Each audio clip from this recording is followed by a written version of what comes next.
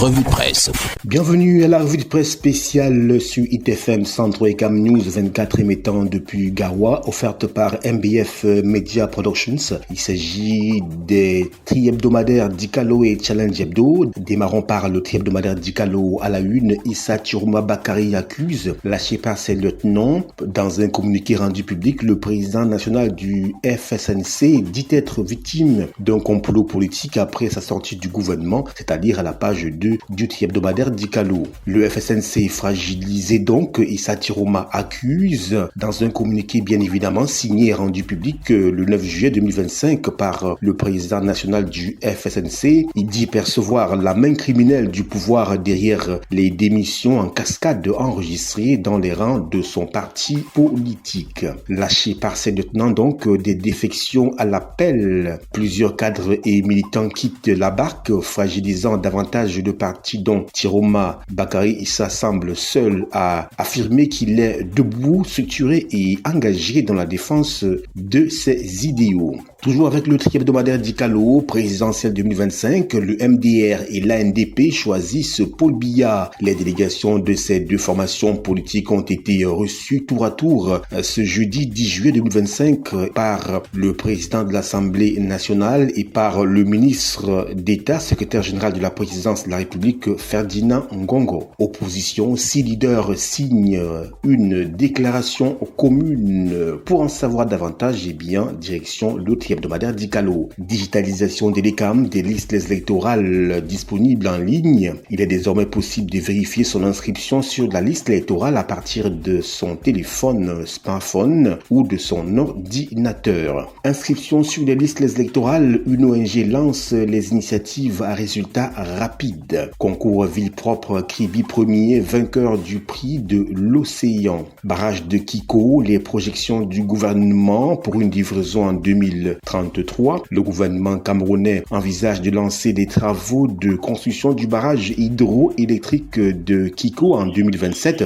avec une mise en service prévue pour 2033. Ce projet d'une capacité de production de 500 MW vise à renforcer les capacités énergétiques du pays et à contribuer à la stratégie nationale de développement 2020-2030. Malgré des manquements signalés, le Cameroun va recevoir un nouveau financement du Fonds monétaire international en attendant l'approbation du conseil d'administration de cette institution financière. Crise anglophone, plus de 150 000 enfants portés disparus. Les assises de la 7e session du plan présidentiel de reconstruction et de développement des régions anglophones du nord-ouest et du sud-ouest se sont tenues le 4 juillet 2025 sous la présidence du Premier ministre, chef du gouvernement du côté de Bamenda. Il en ressort que plus de 150 000 enfants sont portés disparus depuis la survenue de la crise anglophone en fin 2016. En bref, Buea Muyuka, 9 morts sur la route.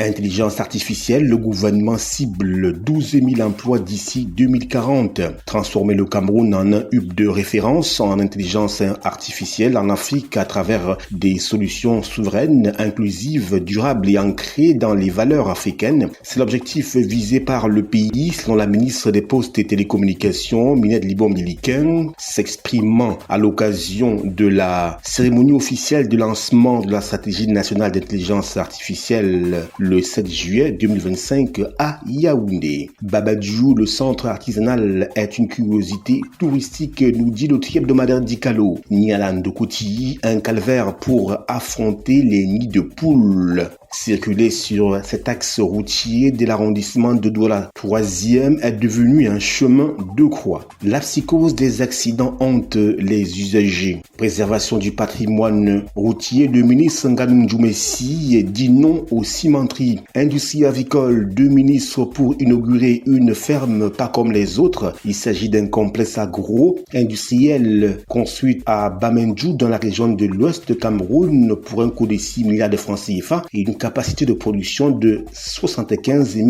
œufs par jour. Fiscalité de nombreux clients pour la direction des impôts. Projet aurifère de Mbé, un potentiel de 1,34 million d'onces d'or. Classement FIFA, le Cameroun perd une place, nous dit le hebdomadaire Dikalo. Emmanuel Koundé, le dernier voyage d'un lion. Coupe du Cameroun, tous les qualifiés des huitièmes de finale sont à lire dans les colonnes du hebdomadaire Dikalo. International, Arabie Saoudite, plus de 100 étrangers exécutés depuis le début de l'année 2025. Droit de douane américain, le Lesotho déclare l'état de catastrophe nationale. Challenge Hebdo à la une, Ferdinand Ngongo, les conclusions d'un conclave. Le ministre d'État, secrétaire général de la présidence de la République, vient de boucler la série de concertations engagées sur haute instruction du président de la République en prélude de la prochaine élection présidentielle. Page 3 de Challenge Hebdo. Assemblée nationale, rideau sur la deuxième session ordinaire, ouverte le 10 juin 2025. La deuxième session ordinaire du Parlement camerounais pour le compte de l'exercice 2025 s'est achevée ce mercredi 9 juillet de l'année en cours. Cameroun-ONU pour une économie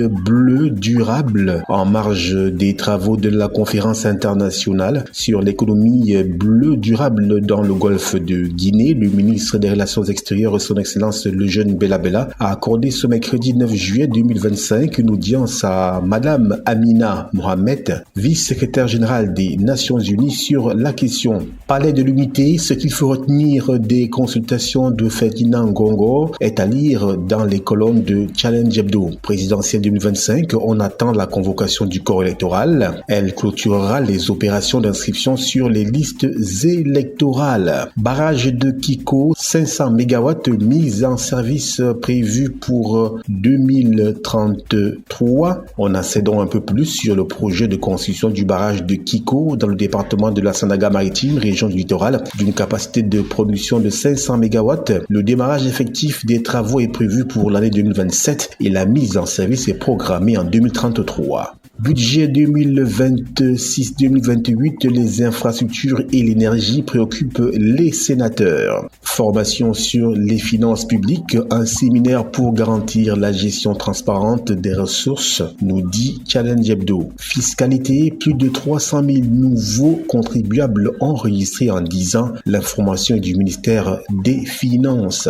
Industrie avicole, une ferme géante de 6 milliards de francs CFA inaugurée à Bamendjou dans la région de l'Ouest Cameroun avec une production de 75 000 œufs par jour. Préservation du patrimoine routier, les cimenteries, sommet de respecter les charges à l'essieu. Solidarité agissante, des orphelins reçoivent un soutien de taille. Direction Challenge Hebdo pour plus de précision sur cet élan de cœur. Inondation, ils ont bravé les eaux pour rendre compte à la rencontre des sinistrés qui ont été coincés lors des inondations de Pangou.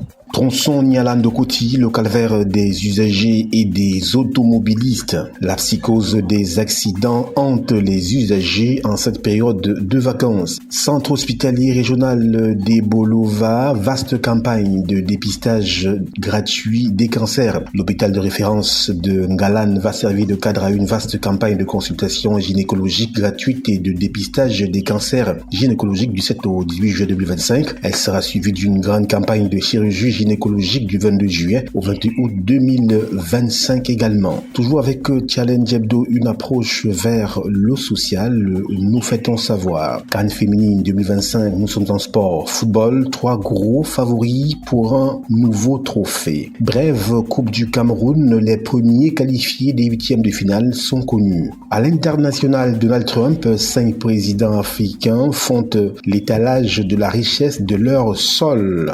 République démocratique du Congo, retour sur le continent africain donc, une plainte déposée en Belgique contre l'entourage du président congolais Félix Tshisekedi. C'est tout pour la quintessence de l'actualité à travers la presse écrite. Restez en compagnie de nos programmes qui se poursuivent.